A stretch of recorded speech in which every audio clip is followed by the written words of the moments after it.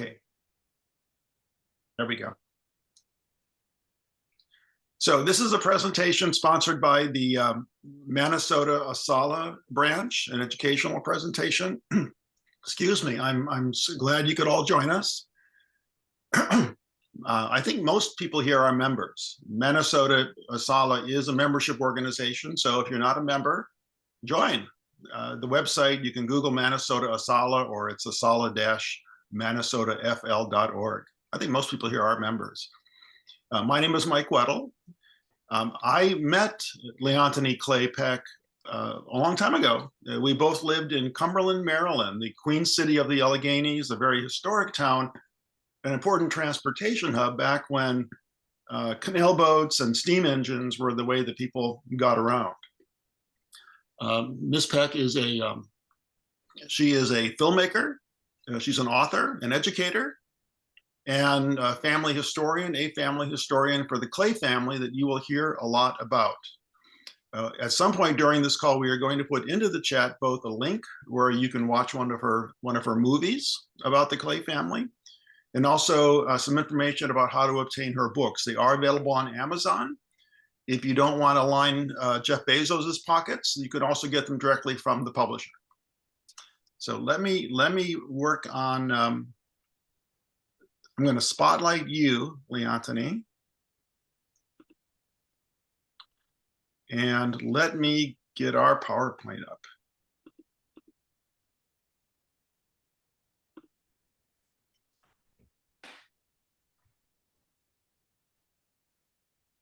Share. That actually worked. Okay, it did.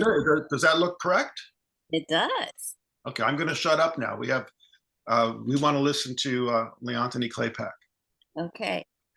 Thank all of you for taking out the time this evening to be with me and to be with your organization. Just to share information about the film. Some of you may have already seen the film, but also just about the research journey of my family, my local family, as well as the extended Clay family. One of the things that I like to always say, we have a person who is dear to me, Lindsay from Kentucky, and one of the things that he said about the Clay family was it was an extremely important family in America and a very creative and talented family, and he was true about that. And so I really want to tell you about my particular interest in my family and my journey. And then afterwards, we can have some questions. And I thought the easiest way to do the presentation was really through photographs as opposed to text. So we'll start with the first photograph here. This is my hometown, but we have to go back. Sorry. This is my hometown of Piedmont, West Virginia. And this actually is the street. We had two streets in my community. One was called Water Street, and the other street was called Paxton Street. So this is Water Street, and I lived on both streets growing up. This was the section of Piedmont where the regular people live, both Black and white. But my community, this community, was primarily a Black community. Then we had another part of Piedmont, which was called Up on the Hill.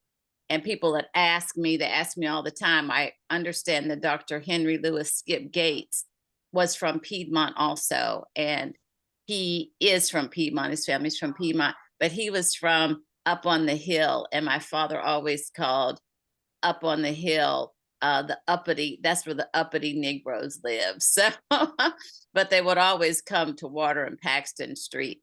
And when people look at this photograph, they say, oh, it just looks so poor. And, you know, and I said, but this was this was pretty good for West Virginia and for communities during that period of time. So like, you know, the 1910s through the really to this community stayed here until probably the 1970s. It's all gone now. There are a couple of buildings standing, but most of them are gone.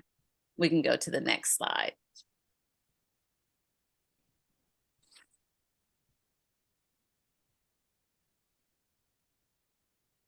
And this is Senator Henry Clay. He is my cousin.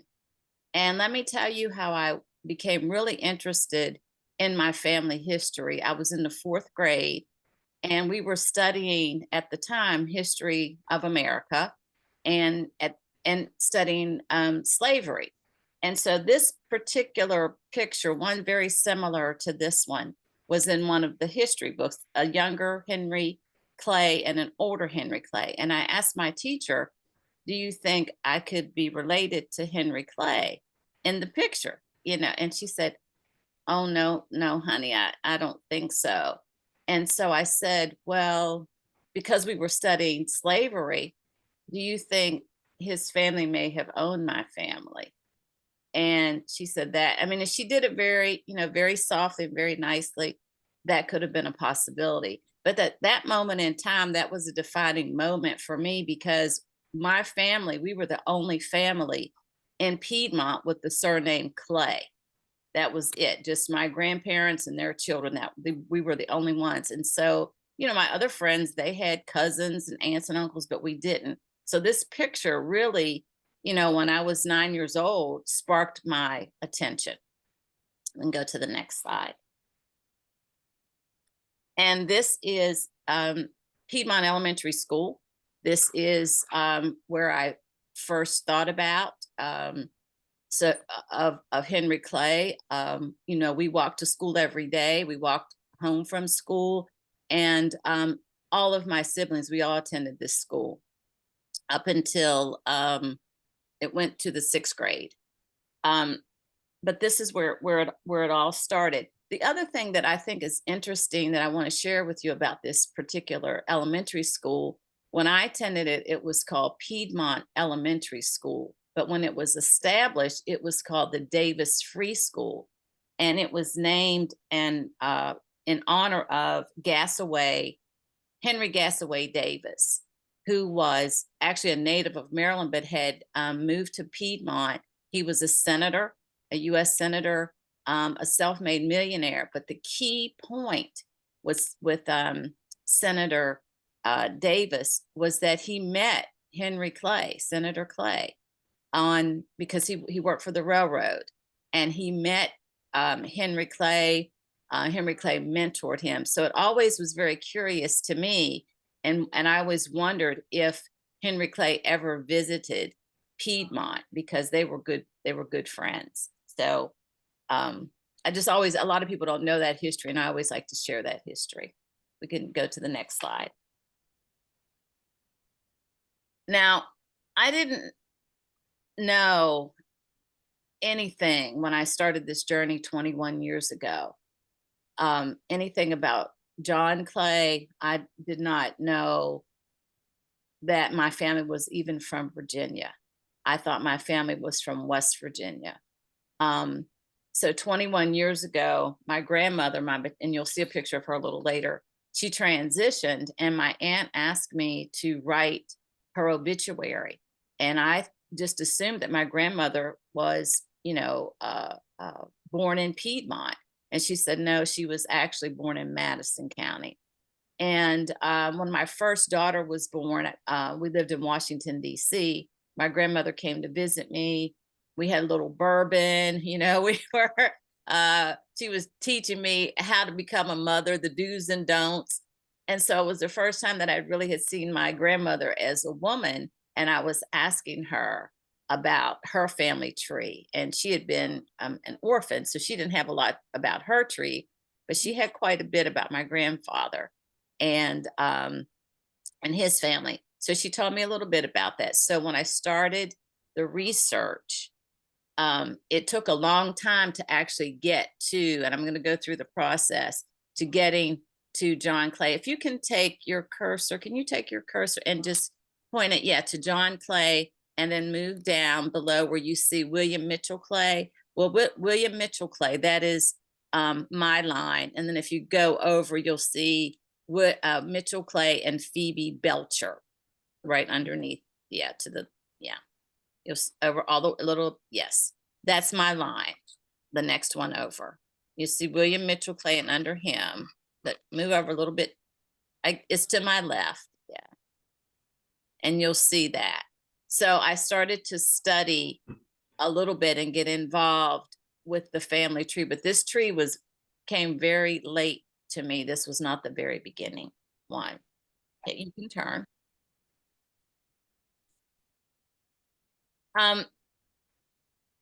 Let me tell you the journey on the way for the 21 years of research and the culmination. So I developed the outline for the book, Silver Children, but it was only really meant to be for my family because none of my Clay relatives, my cousins, none of them knew any of this history. So I thought I'll pull together this for my family, and then maybe it can serve as like a prototype for other people who want to start this journey in their family history. And many years later, my husband said, maybe the thing you should do is develop a film because a lot of people don't have time and younger people aren't interested in reading these books and they become too technical. And so he was the one who really gave me the idea of about making a film. And we went through a process. We finally did fundraising. I had a lot of support from the Clay Family Society, including Mary, who's on this Zoom, to really encourage me to do the film, and they were benefactors for the film as well. So we named it Clay 1613 because the person that we have in common is John Clay, who came to the United States from England we believe between 1612 and 1613. Next slide. And that's how I looked when I decided my kids say I still look the same, only I have glasses.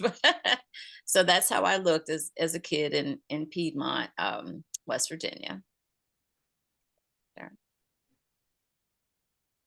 And then all of us, we have things that happen in our lives that are turning points in our lives. And one of the things that happened to me and my siblings is that my parents divorced. And this is my my paternal grandmother, Laura Price Clay, who raised me. Because after my parents divorced, my father took us and we actually moved in with her. And her motto was, she was a mother of 8 children. She had a very small house, which I'll show you a little later in another picture. But she said her children, her grandchildren, her great-grandchildren, anyone who was connected to her, as long as she had some place to live, they had some place to live. So I felt extremely blessed that she was my grandmother and she raised me and she gave me the little oral histories that I needed to start. So you never know when you're planting that seed. And I think that's why it's so important that if you have children and grandchildren, that you sit down at Thanksgiving or Christmas or whatever holidays you celebrate, and really share that oral history because it's really important. And so she was a gold star, wonderful grandmother. So that's my grandmother. And she was a double Clay. She was a descendant of Clays and she married a Clay, but they were, like 4 or 5 generations separated. So turn the page, the slide. And then this is my grandfather, her husband, Willie Clay. And so you can imagine a house full of children. And my grandfather was from Criglersville. Both my grandparents were from Criglersville, Virginia, in Madison County. My grandmother left early because her mother died when she was a baby. And then her aunt, uncle took and adopted her and raised her. And one of the reasons that she left Madison County, where a lot of people were leaving there to find jobs in the paper mill. So she moved there. And then when my grandfather, he served in the military, he left Criglersville. He was an older man. And, back during that time, they had families and they boarded with families. And so he knew my grandmother as a little girl, actually. And because they were like 12 years apart. And he was married. And then his first wife, she died. And then he married my grandmother and they had 8 children together. So that's my grandfather, Willie Clay. Next slide. And those are my parents. Sue, and Russell Clay.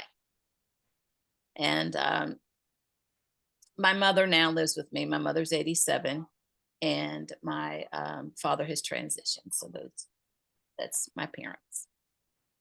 Next slide. Now on this street,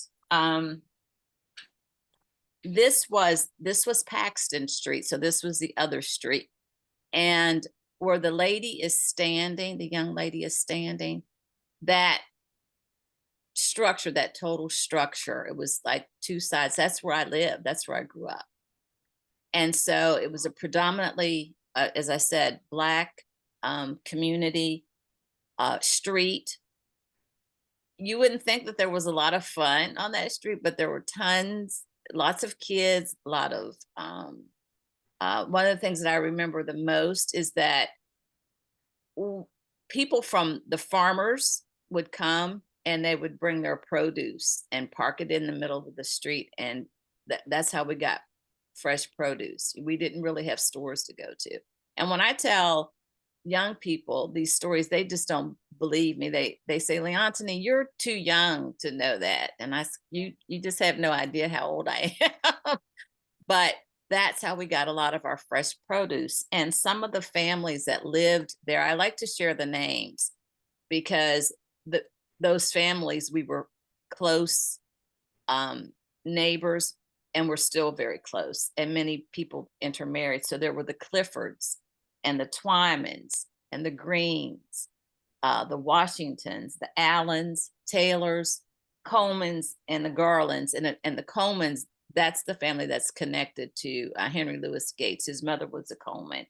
And then Cliffords, the first African-American attorney in West Virginia was J.R. Clifford, who was really a mentor to W.E.B. Du Bois. And this is his family. So his family, his cousins, they all lived on this street. So you can see the Piedmont Grocery Company behind there. And so you could see the railroad tracks. It was a railroad community and a paper mill. And we also had coal mines in that area. So it was a prosperous town. We had one of the first opera houses in the United States was in Piedmont, West Virginia, if you can believe that. So, it looks poor, and it was poor, but the people weren't poor. The people were, very ambitious. And I can say that from that community, we had doctors and lawyers and educators and, very successful people. And even one of the descendants was a basketball player. He went to Tech, and, his people grew up on this street too. So we can go to the next slide. So this was, when I moved to Charlottesville, Virginia, I had no idea, after the passing of my grandmother, that we were from Virginia. And so because I didn't grow up in Virginia, I didn't know Virginia history. And I did not know how close Madison County was to the county in which I lived, in Albemarle County. And one day I thought, well, I wonder how far Madison County is from where I live.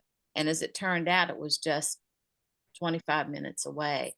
And I happened to go to the courthouse in Madison County, and it wasn't a busy day. I met with the clerk, and I said, I'm trying to find some information on, on my people. They were probably enslaved. You may not have anything, but I'm just curious. And so she said, well, you probably do, because a lot of people here in Madison County, they were free. There were a lot of free Blacks here. And so she took the time.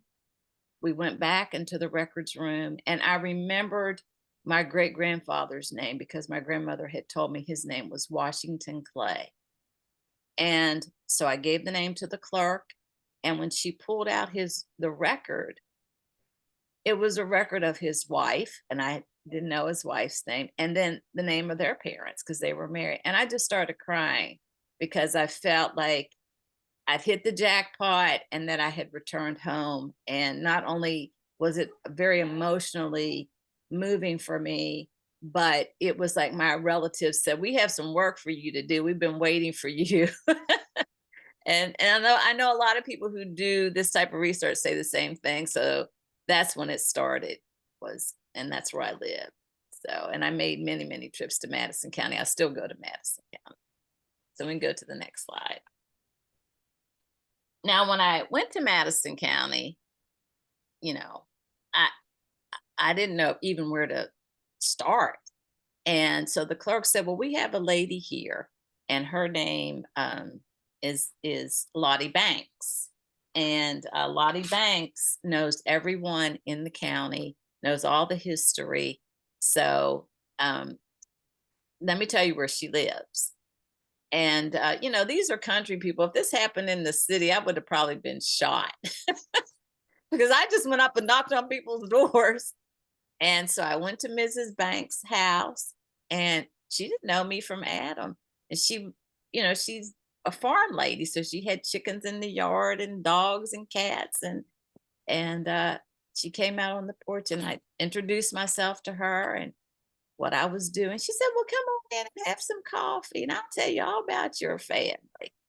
And she did. I took copious notes in her little kitchen, and she knew my family.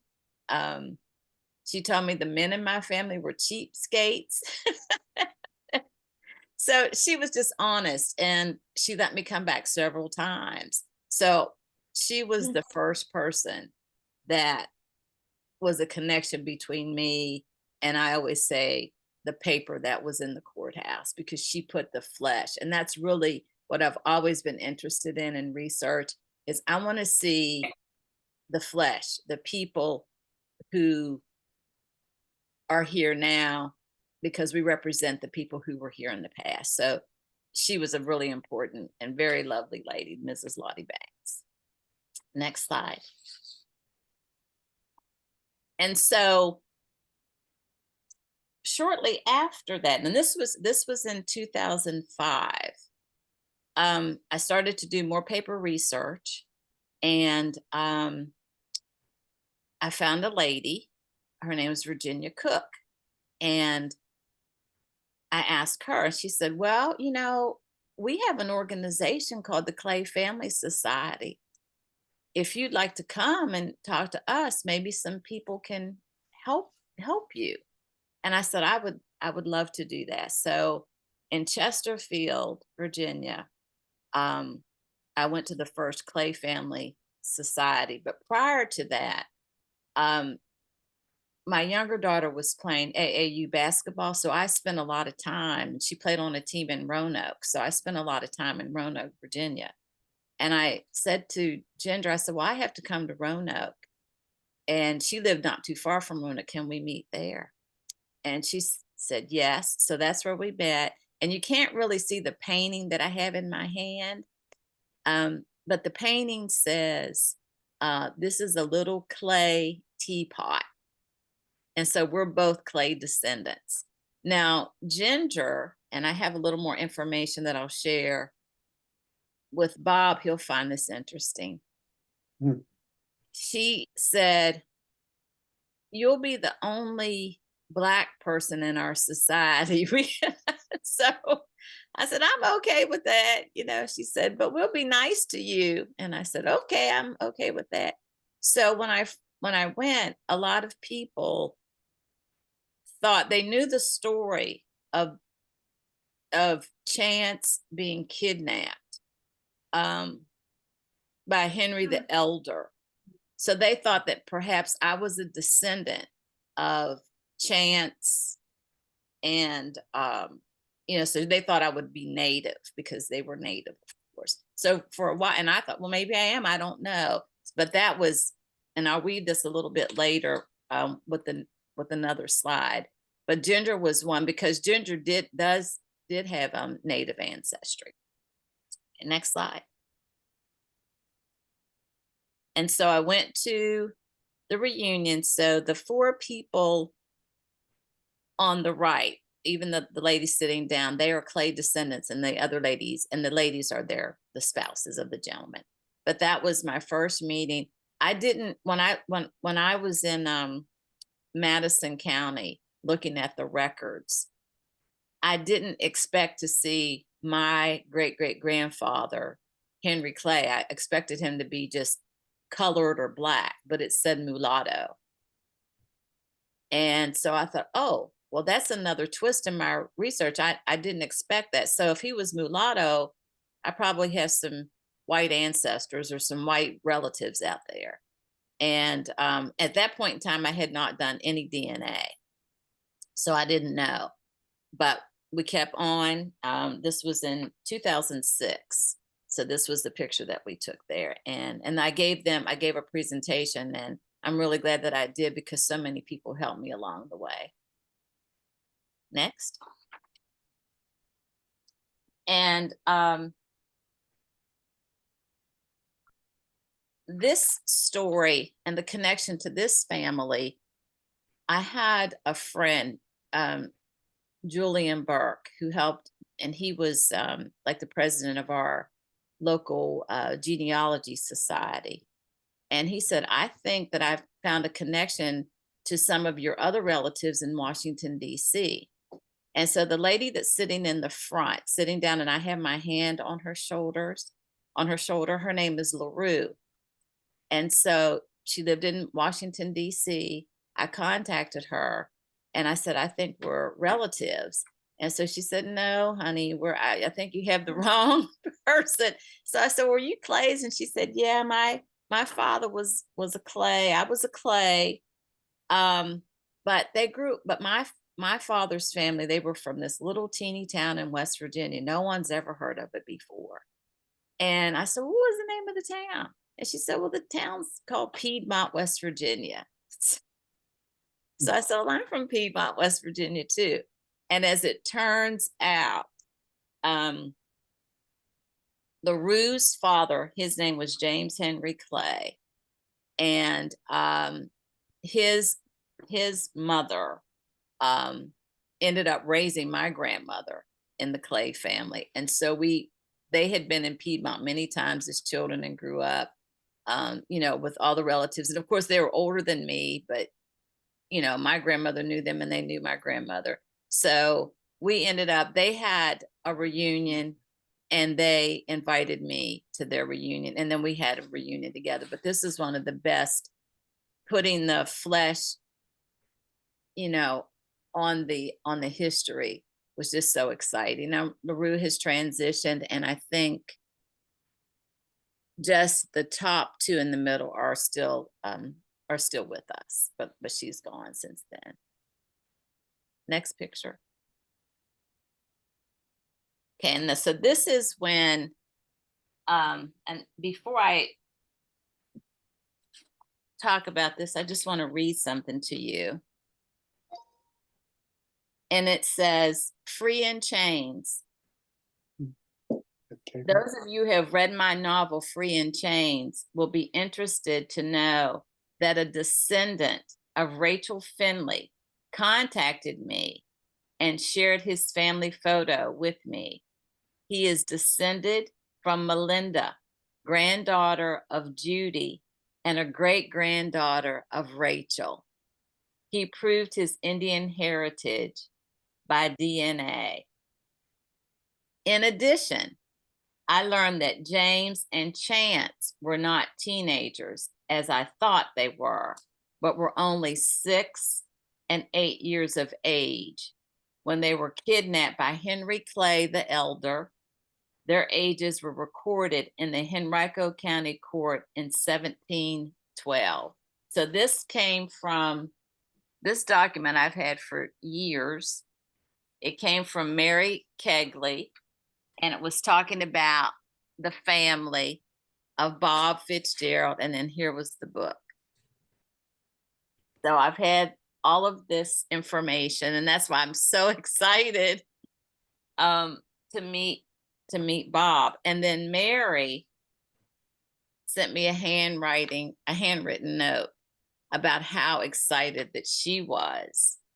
And she says here, I learned recently some of Rachel Finley's descendants are in Florida and maybe some in Lawrence County, Ohio. And I learned this after the book was published. And so it just, the ancestors again bring everything full circle. And that's why you have to know the DNA, how important the DNA is to bridging those gaps. Because Bob and I spoke before, and then we got the DNA. And I didn't have any native ancestry at all, but Bob did, and they were Rachel Finley, a woman of color. They were classified as, and they should have been free. And so it's just ironic that the person from whom I descend, or on the Clays, captured and enslaved the descendants of Bob, Bob's family. So I just thought that's just so ironic there. The next slide. And then the DNA ancestry and 23andMe, it wasn't, when I first started doing the research, it really wasn't that, I don't know, it was expensive and not that popular to do, but I knew that I would want to take both of them, take my chances and see. That was the only way I could prove anything. And also I didn't know which Clay. I said, if I'm related, which one is it? I don't know. And so I submitted my DNA and my brother's DNA to 23andMe and to Ancestry. And when we came back and got our results, Barbara Miller, who was on the right, and her mom, they were my first matches. And they both descended, as do Mary and I, from Mitchell Clay. And so then I knew that I was descended from Mitchell Clay and one of his enslaved women. And then I subsequently learned that the enslaved woman's name was Phoebe. But Barbara has been very supportive and knows all about, knew a lot, gave me a lot of information, but she was my first connection. We can go to the next page. Next slide. So because I knew that my great-great-grandfather was William Washington Clay, I was able to go and get more information on my father's side of the family, his cousins, because he told me that he didn't have any cousins, that they all died, and I didn't believe him.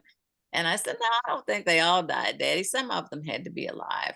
And so when I started looking at Henry's children, I found Ashby Clay. And then I found Ashby Clay's descendants. So we can go to the next slide. And this is Emma Clay Ferris. Emma Clay Ferris was my father's first cousin. And he had never met her, but he met her brother, because during that period of time, they had something called, the churches would have the homecoming. And my grandparents every September would travel from Piedmont, West Virginia to Criglersville to the church, and they took their children. And of course, they took my father with them. And he and one of his cousin's name was Elmo Clay. Oh. And so my father was very ill during this period of time that I was doing this research. But I called him one day and I said, do you remember a cousin by the name of Elmo Clay? And he said, yeah, I do. And they were little boys. They were like, 6 and 8, something like that. He said, because Elmo threw a frog on me. That's how I remember him. And so I said, well, do you remember that he had a sister? He said, no, I never met his sister. So this is my father's first cousin, Emma. And Emma had always prayed that she knew she had relatives out there, but she didn't know where they were. So when I contacted Elmo, he said, well, you need to talk to my sister. So I called her and she said, I have been praying for 50 years that I would find my family. I didn't know how, but I just knew God. And I actually literally called her on the phone and then went out and knocked on her door. And we ended up going to Kaiser, West Virginia, organized a family reunion. And then Elmo, my father, and Emma were reunited as cousins, and they hadn't seen each other since they were 6, 7 years old. Yeah. So I always encourage people, if for not any reason, and it really gave my father, because he was very, very sick at the time, a new lease on life. They called each other, they visited with each other. So this was a man that they had kind of given a death sentence, and he lived 7 more years after this meeting. Yeah. So that was a wonderful gift. Next slide. And then that's Mary and um and my daughter Alexis. And Mary and I, we met, but we didn't know that we were on the same tree. We didn't know, because we had to do the DNA. And it's, and if you're so many generations from, the original ancestor, your most common ancestor, it gets a little iffy and you're not sure. It gets strange. So Mary and I, we liked each other immediately. We started working on these projects together. And then we were so happy when we found that we were actually cousins. But not only that, Mary's ancestor and my ancestor were siblings. So we're from the same tree. So that was a kind of a bonus too. Not a kind of a bonus, it was a bonus. Next slide.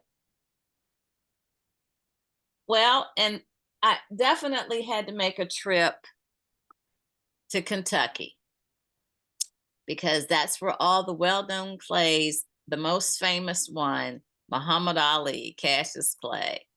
And when we were children growing up in Piedmont, and Muhammad Ali became, world famous and braggadocious, my brothers caught it. Like, you think well, he went as Cassius Clay, then you think you're great like Cassius Clay? And they say, yeah, we're great like Cassius Clay. So he was at that time, the most famous one. It wasn't until a couple of years ago, really, when we did the DNA, I did not know that Muhammad Ali had a brother named Rahman. And when you look at the film, you'll get the story. So I won't go through the whole detail with it. If you can go to the next slide. Then we wanted to be related, but we didn't have the DNA. And at the time, Muhammad Ali and his family, they had submitted their DNA, but it was private. And as it turned out, Keith Winstead, who is a benefactor for the film and a wonderful researcher and really a mentor for this project that we undertook. He is a cousin of Muhammad Ali, but he's also my husband's cousin. So he was looking to find Lyle. He wasn't looking to find me. And then that's when I learned about Rahman, and we did the DNA and we matched. And so I was like, this is great. So I did find out that we are Clay cousin. And he's also Mary's, because she didn't know that either. So yeah, it's just gotta keep it going, Next slide. And so the other one, and then Keith said, sometimes it's just a little bit centimorgans of how you're related. And so I said, you need to show me on paper how we are. So we all have one of these, but this is one that Keith put together for me. So, I'm the sixth cousin, once removed, of Muhammad Ali. As I said, as you go further down, it's just like straining anything else, it gets smaller, but there's still little pieces of evidence that you are related to these individuals. Next slide. And so Rahman is sitting at the head of the table, just a wonderful, wonderful man. We had so much fun. So this is the film crew. It's Keith, and then Michael Jones was the director. It took us about a year to assemble to get the film together, to get it scored, to film, etc. Then that's my daughter Alexis, who helped out quite a bit in the process, and of course that's me. So at the end, this was part of the filming. And then Keith took us all out to dinner. And this was in Louisville. And the next slide. And this is Laura Clay. And Laura Clay was the daughter of the abolitionist Cassius Clay. So we've heard of Cassius Clay, of course, Muhammad Ali, but then there was who I think is the most, I personally think that Cassius Clay of Richmond, Kentucky, and who was Laura's father, is the most colorful of all the Clays. And you just have to do, I don't have time to go into the research on him, to right now to do that, but just Google him and you'll see what I mean. But and Laura was pretty well known during her time. She was a very famous suffragette, and was nominated to be president. So she was very a distinguished woman in her own right. I think the next slide I think I have, and then of course that's Cassius Clay.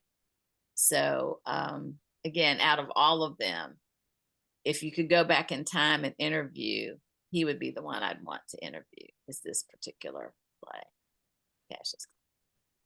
And I think do we have one more? Yeah, and then of course, I didn't know, but the more Clays you meet, the more they will tell you, well, did you know that so-and-so was also a Clay descendant? And Langston Hughes is a Clay descendant. And I didn't know that until a few years ago when someone in another tree said that he was a descendant of Samuel Clay. And then they presented his writing, yes, I am this. So it's in, he acknowledges that he has the Hughes name, but genetically he is part of the Clay family.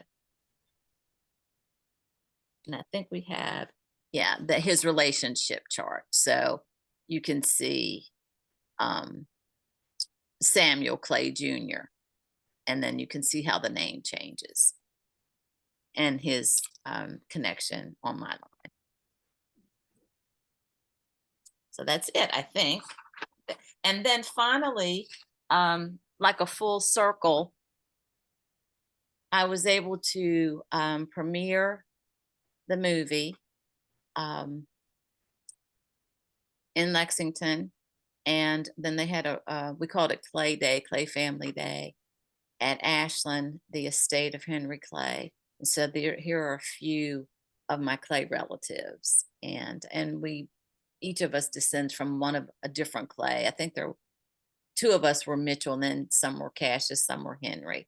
But it was a great day. And then the Lexington Historical Society premiered the film. So to me, it was a full circle. So thank you for your time. Thank you for your attention. I hope that you've enjoyed the family journey, and I'm happy to answer any questions. Mike, there are no questions in the chat. So do you want to go back to the gallery since we're a small enough group, and maybe if people have a question, they could raise their hand? In a minute, I've got a question. I'm going to, since I'm in control, I'm going to use my privilege to ask a question.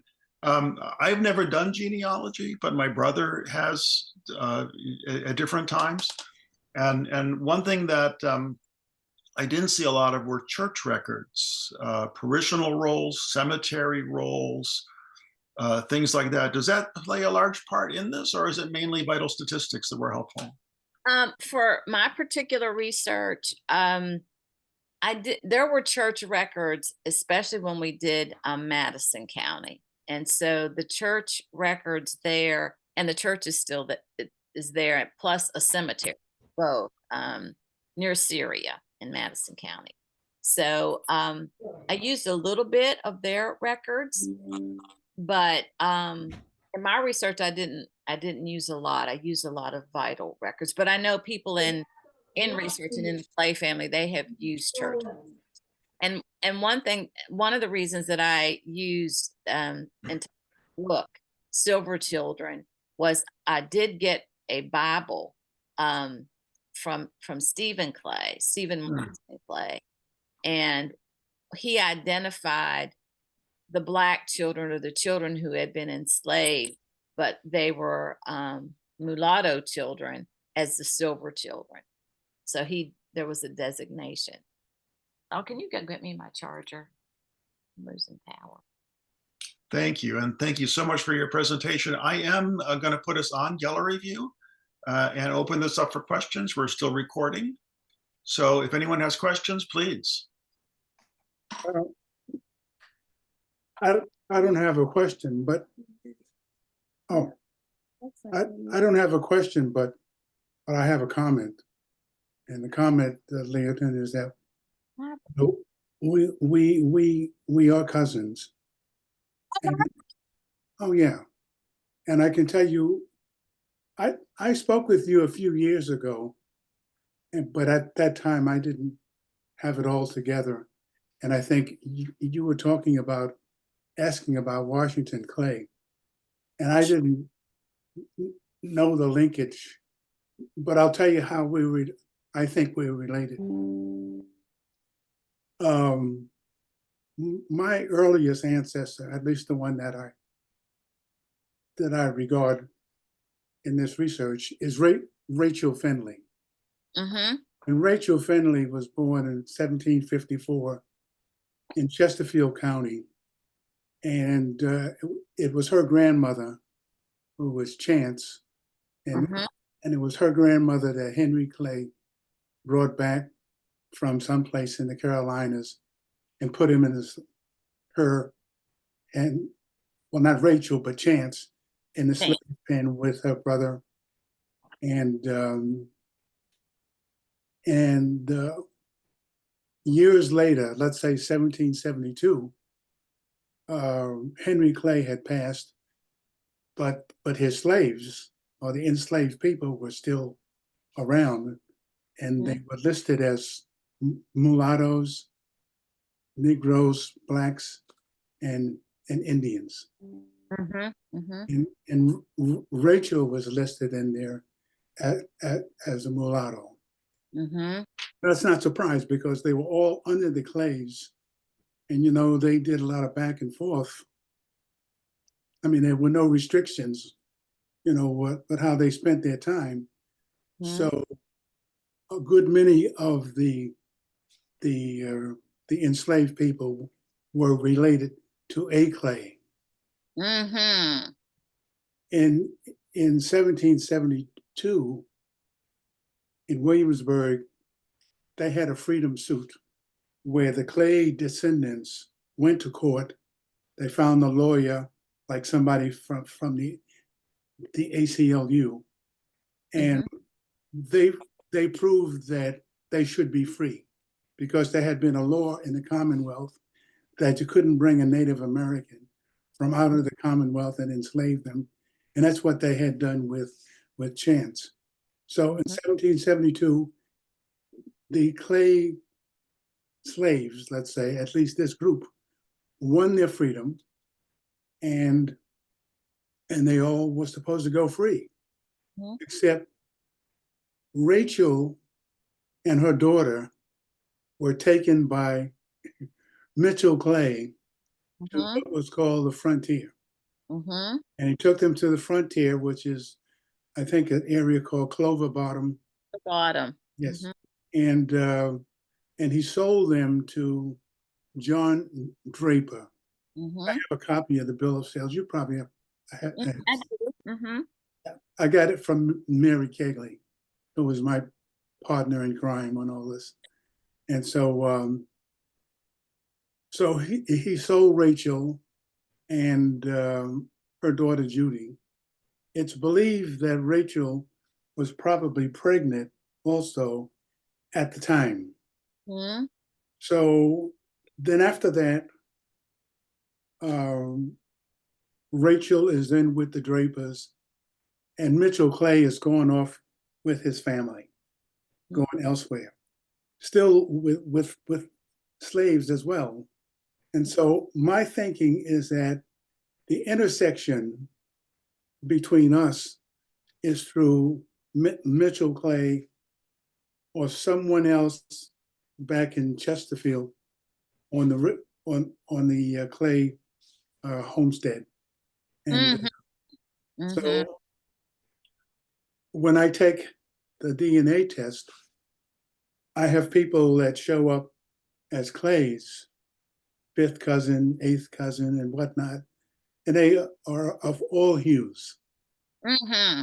And so if I show up and I trace my record back, it goes back to either Mitchell Clay or someone in Chesterfield County before they got their freedom. I would Mm-hmm. think that with Mitchell Clay remaining in that area with his family and with slaves, that some of those enslaved people that he held and interacted with would have been your ancestors as well. Mm-hmm. That makes a lot of sense, because when I'm so happy that we're related. I'm so happy that you told me that. I have to say that out of haste, probably shouldn't have done this, but I did. When Ancestry, I'm still in 23andMe, but when Ancestry was purchased by this biomedical company a couple of years ago, I got really upset with them, and I said, "You're not supposed to be selling out this stuff." So I took down all my DNA stuff. Now, the stuff that I had printed out, the matches I still have. So I'll probably go back in and do it again so that I can connect, because that would be valuable for me to know. But it makes perfect sense. And also, I was just kind of thumbing through the Free in Chains, and with Rachel, and her daughter's name was Judy. And just about everyone in my family line, my great grandmother's name was Judy. Her daughter's name was Judy. And we know that in the Clay family, those naming patterns are persistent. Henry and Judy and Charles. Henry, Judy, Charles. That's how. So that would make a lot of sense. I'm very happy to hear that. Well, if I can make one more comment, you may know that you probably know what happened with Rachel after she stayed with the Draper plantation. Mm.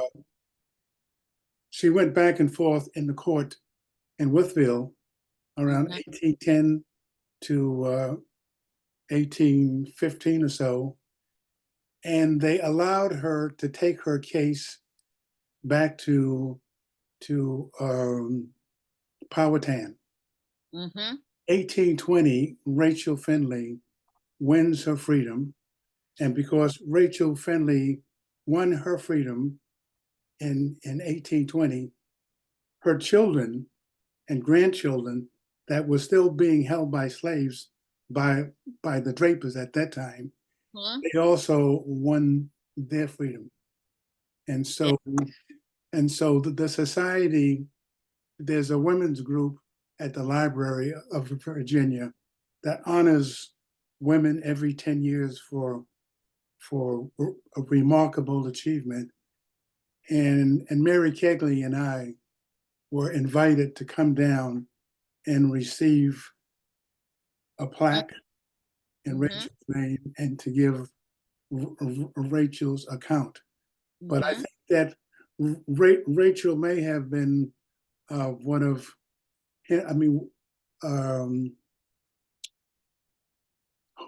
our relative. Yes. May have been one of Mitchell's children, or certainly her children were. So anyway, you were also related to Rachel Finley. Yes. Yes, I believe that. And so to go back to the original assumption, when I joined the Clay Family Society, they said that. They said They did. So they were right. And Mary Richardson has written in our Clay Family Society newsletter, and when they honored Rachel, they for the women of Virginia, I stumbled upon it, but they had the display, a huge display in our historical society here in Charlottesville. And I just happened to go in there one day for something, and I see this big thing of Ray. I said, this. And so the Clay Family Society is very aware of this history. So I think, Mr. Fitzgerald, we have to get you more involved, don't we, Mary? Look at me. Yes. More Jesus involved. Christ. Yes, this is so exciting. I'm so excited. So am I. Yes. Very pleased to meet you. Yes. Cousin. Very nice. Cousin. Mm. Cousin. I'm going to interrupt for just a second, and I hate to do that, but I'm going to turn the recording off at 7:30. But I'm not going to turn the Zoom off. So if there are other questions and people want to stay and chat, if Leontyne, if you have the time to do that, we will leave the Zoom up for as long as people want it to remain up. Okay. Thank you so much for being here and for your time and sharing your family story with us. Oh, thank you so much for the invitation. Thank you. Well, since I have you, let me just add another story. When Rachel was being held by the Clays, she had a cousin named Hannah. Hannah Finley. And so when Rachel was taken away and re-enslaved, Hannah Finley and others went free. So they were free. And so it turns out that Hannah Finley shows up in Louisville with two of her sons or grandsons as free people of color. Wow. And then they left and they went to Ohio. I mean, the sons went to Ohio, fought in the Civil War. And I have all the documentation. Fought in the Civil War and some of the major battles. And these were really Hannah's children. And Hannah was Rachel's cousin. I wondered what happened to Hannah. Yeah.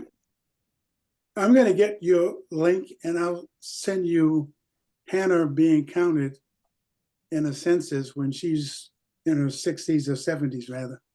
Wow. That's fantastic.